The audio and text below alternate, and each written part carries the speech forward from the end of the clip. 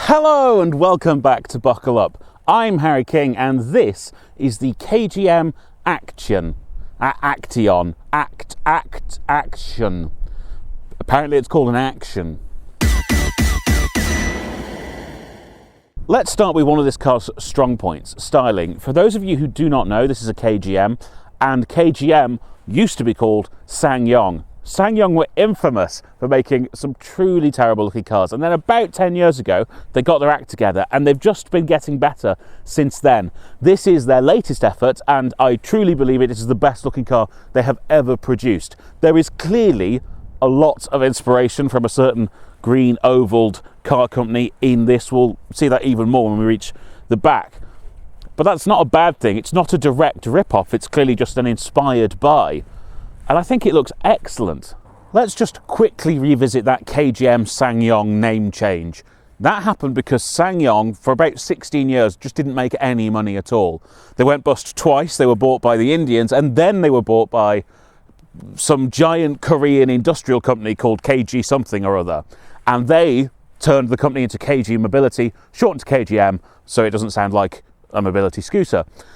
And they're very proud to tell you that this is the first car fully designed under their ownership, apart from the fact that it clearly shares its platform with the Torres, which was designed under the previous ownership, which, according to Wikipedia at least, also then shares its platform with the Corrado, which is a really rather old vehicle indeed. I'm not certain about the validity of that. The press materials don't really call any attention to it for the Torres, although they did say it was a body-on-frame SUV, and I'm not certain that that was correct. I haven't actually been able to properly inspect underneath because there's quite a lot of cladding down there and stuff. Clearly though, you can see that this shares a lot with the Torres. The overall shape of the front 3/4 of the vehicle is very, very similar indeed. You've got the same little handles on the bonnet, off-road styling. You've got the same very sharp angle for the start of the roofline, and until about here, it is pretty much identical. There are more little styling bits on this car in general. More has gone into the design. It's clearly aiming to move up market compared to the Torres, especially when you get to here. This is why it's called an action, because way back in the day, 2005 to 2010, there was a SsangYong action, and they claim that was the first ever coupe SUV. It's something that they've decided they gave the world. I think coupe SUVs, like full-on coupe SUVs where you completely lose the boot and you just have a hatchback, are somewhat pointless. This doesn't offend me too much. We'll see why when we get around to the boot itself. I wouldn't claim to have invented that. I would very much consider the invention of the coupe SUV to be a blemish on my record. But there you go. It's also, allegedly, it's the combination of the words action and young. And I, for the longest time, thought it was pronounced Actyon, because that's probably how it should be pronounced. But they claim it's action. Shall we look at the back? Round here, we really get to see the full velar effect. This is very heavily inspired, I think mostly by the Range Rover Velar. Interestingly, this came out at about the same time as the JQ7, another vehicle with very strong Land Rover design inspirations, which has been a runaway sales success. This hasn't been to the same extent. We'll get onto that a bit later on.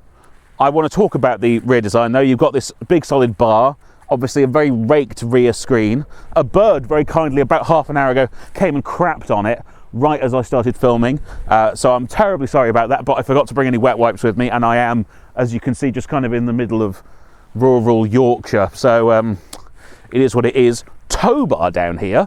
This is 200 kg down on the pure petrol's towing capacity, so it'll do 1.3 tons. Enough for a caravan, but not really for anything else. Obviously that's braked weight, unbraked is 500 kg as limited by His Majesty's government. Fully automatic tailgate. Let's actually, as it opens, we can talk about trim levels. There's one, it's the K50, and basically KGM's approach is you get top spec only. They only sell the top spec. There's a reason for that, and I'm not sure it's one necessarily that they are going to shout about, but it was sort of ushered quietly to a colleague by someone who maybe potentially worked for the PR team, that if you sell under a certain amount of cars in the UK, you're exempt from the ZEV mandate.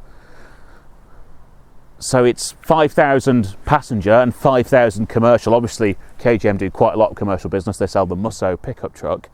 So if they can keep their overall figures below that, they don't have to worry too much about selling electric cars. They want to reach mass market over time, but they need to ramp up both their electric and their hybrid capacity first. This is actually the start of that push in earnest. They can obviously sell more of these without worrying about the ZEV mandate because it's got a hybrid powertrain. But for a while there, they sell diesels, petrols, and 1 or 2 electric cars, depending on any given month. Interestingly, when I looked on the website the other day, it appears that this is the only version of the Actyon that is now for sale, and this same powertrain in the Torres is the only version of the Torres that's now available. There was a pure petrol and an all-wheel drive one, and now there is just this hybrid one. I assume that's part of the same strategy to keep sales figures under 5,000. So KGM want you to like this car, but also they don't want to sell too many. It's a weird strategy. The boot itself, though, here is the reason why I don't really mind the coupe styling on this one. It has nearly 700 litres of space. It's actually class leading. It's larger than the VW Tiguan or the Kia Sportage, much larger than the Sportage actually, which already have fairly huge boots themselves. There's not a huge amount of clever features going on here. There's a little bit of space under the floor for your tyre repair kit and your various towing stuff. There's a couple of pockets at either side to separate things out, and there's a 12-volt socket and a little hook. But otherwise it is just a great big space. Drop the seats and space raises to over 1,500 litres, which should be plenty of space for anybody. It's a continuous space, although the way they've engineered the backs of the seats running into the floor means there is a sort of awkward area where you're kind of effectively pushing over air. So it's very practical with the seats folded down, but let's see how practical it is in the back with the seats folded up. Well, quite simply, yes, there's a huge amount of space in here, more than I think I get in any of the rivals. Very wide, very soft seats. They're made of perforated leather with little Alcantara toppers. I've got loads of headroom, I've got loads of leg room. This seat is in my driving position and I'm perfectly comfortable behind it. I'm 180 centimetres or 5'11", whichever takes your fancy.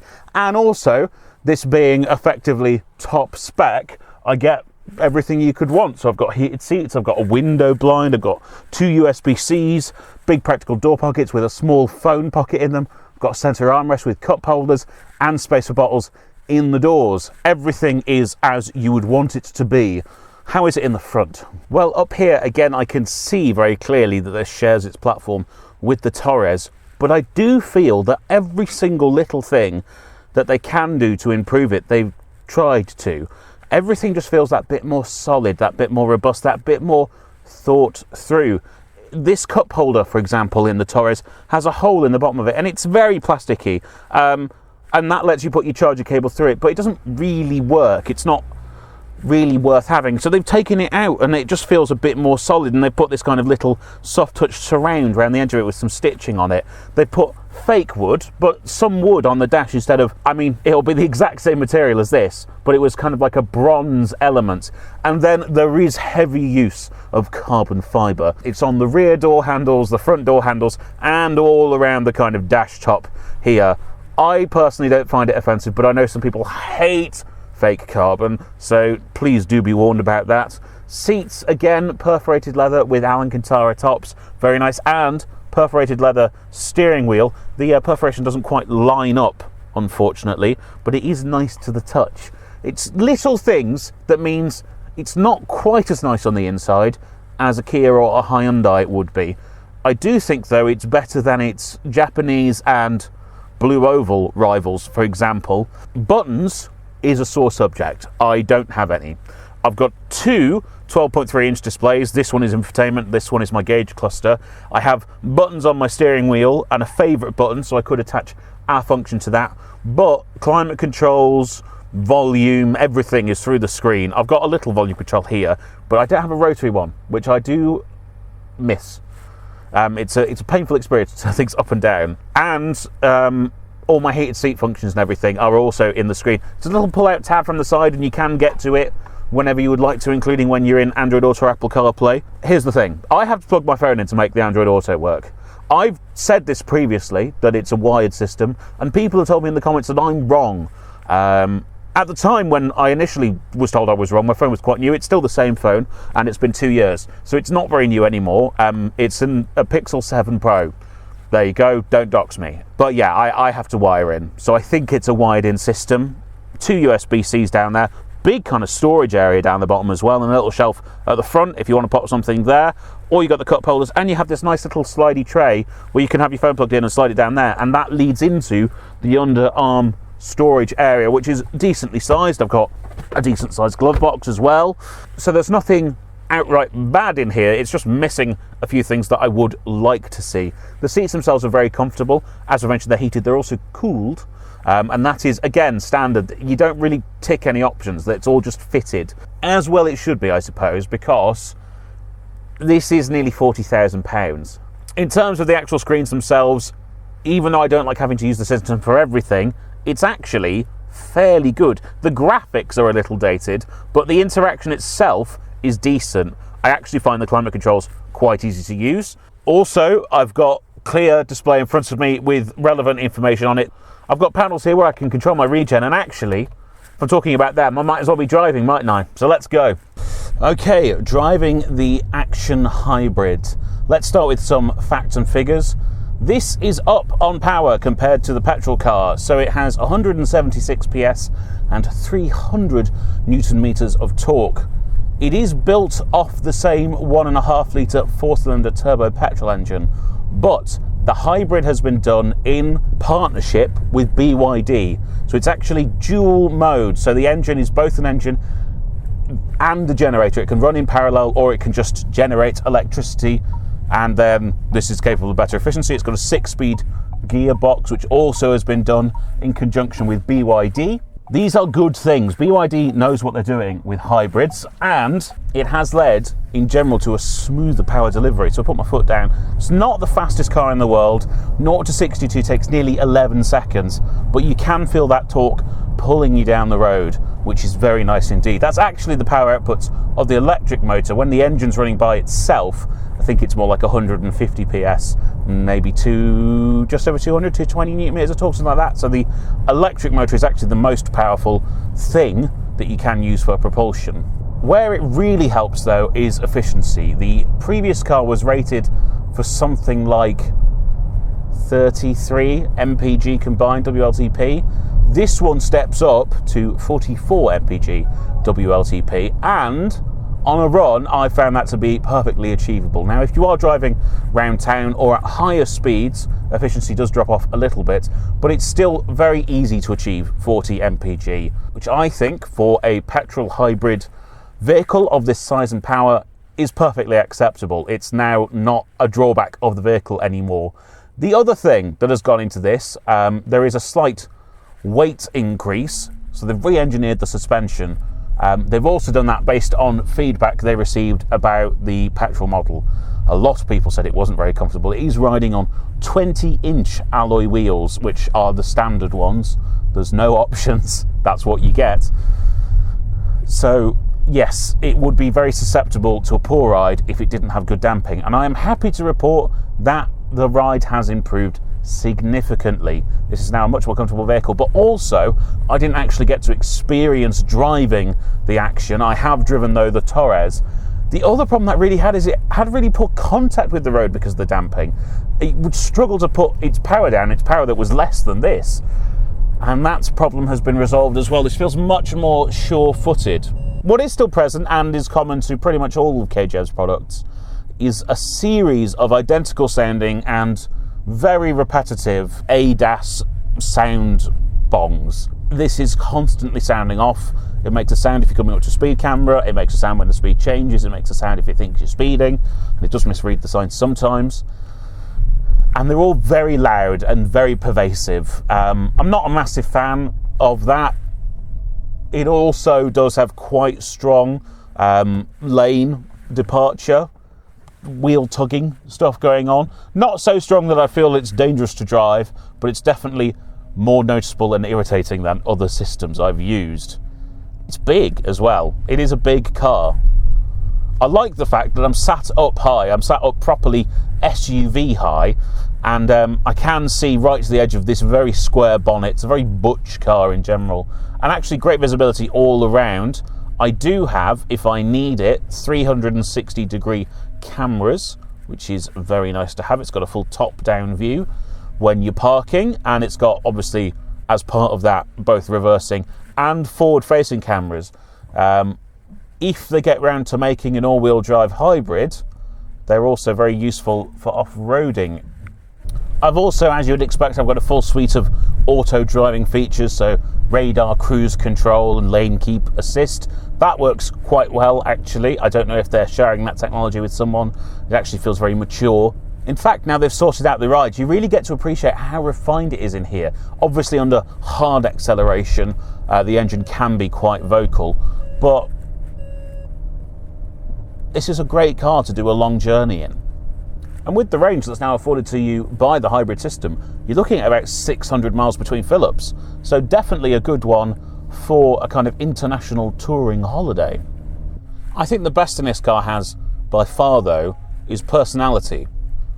This makes me more excited than something like a Tiguan or a Sportage. They're just cars. This feels like, I don't know, just like it's got something to it. It wants to go on an adventure. It's very likeable. You get in, you smell the rubber carpets, and you think, I'm going to go somewhere today, and I'm going to do something. It's hard to put your finger on exactly what gives a car that, but it's something that KGM do manage to do. I don't know if it's their off-roading heritage or it's the kind of plucky underdog thing. You do get those vibes. But I do just like this car. I like the Torres as well. For all their flaws, well, and this is much less flawed now. Obviously, if there was an entry-level one, that would probably be better for most people. You don't need cooled seats. You don't need heated rear seats or window blinds or leather everywhere. That's just something that's nice to have. And I'm sure there are people out there who would like to have something like this if it cost 30 grand or 28. It doesn't look like that's going to happen anytime soon, unfortunately. But if you're looking at the top end of the spectrum of family crossovers, I think this is a very compelling option. And if it's something that appeals to you at all, it's very unlikely you're ever going to be parked next to another Action in a car park somewhere. You're going to stand out from the crowd. I think that's everything I really need to get out, so let's go back and do a proper conclusion. So that is the Actyon Hybrid driven, and what am I thinking? Well, a lot of the things that were raised when this car was first launched, its thirstiness, its jiggly ride, have been resolved. It is still at the expensive end for its segment, but I do think that while it isn't a true luxury car, it does offer a niche buyer exactly the sort of experience they would like from a mid-sized family vehicle. I like it a lot. I feel it has a lot of character, and I can feel much more comfortable recommending it now that it does more than 30 mpg. So I would thoroughly recommend going testing out one of these Actions if you're looking to buy a C-segment crossover for your family. Thank you so much for watching. Please remember to like, comment, and most importantly, subscribe. If you go down into the description, you find lots of links to all of our social media. You'll also find a couple of ways you can directly support the channel. So we have a merchandise store, and we also have memberships right here on YouTube. So please go do one or all of those things, and I will see you next time. Bye-bye.